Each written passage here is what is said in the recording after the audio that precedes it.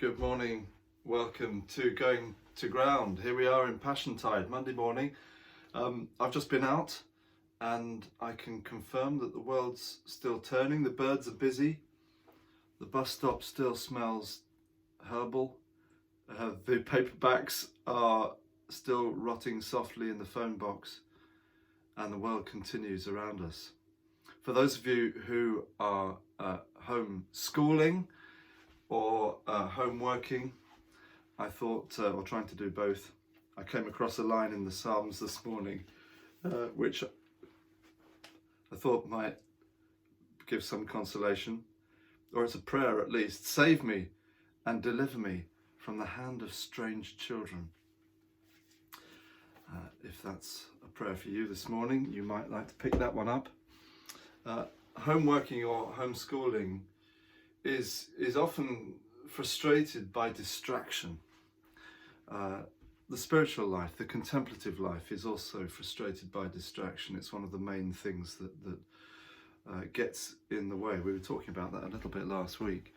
And the great Thomas Merton, who was, to my mind, the greatest contemplative writer of the 20th century, one of my dad's great spiritual heroes as well, wrote this about the difficulty we have with settling to the one thing that is needful amidst the many distractions.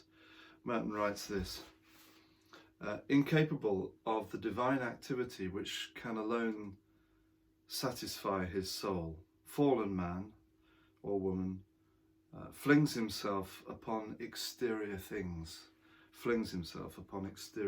not so much for their own sake as for the sake of the agitation which keeps his spirit pleasantly numb. Been listening to Pink Floyd, clearly. He has but to remain busy with trifles. Isn't that fantastic? He has but to remain busy with trifles. His preoccupation will serve as a dope. It will not deaden all the pain of thinking, but it will at least do something to blur his sense of who he is and of his utter insufficiency. Heavy words. Pascal, there he is again, sums up his observations with the remark: distraction is the only thing that consoles us for our miseries, and yet it is itself the greatest of our miseries.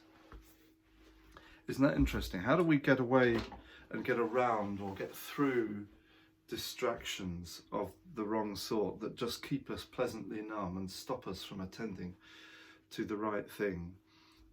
Part of the answer, I think, is offering everything, as we were talking about last week, offering everything that is in our mind and heart up to God regularly and constantly. And also not to worry about whether and how we believe, and to take the spotlight from ourselves for a little while.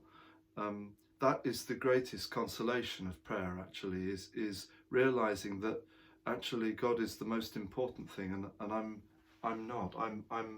I'm loved and held and known and understood by him, but actually I'm not the source of my life. God is the source of my life, and in him I have and find my peace. May you find peace today. God bless you as you go to ground.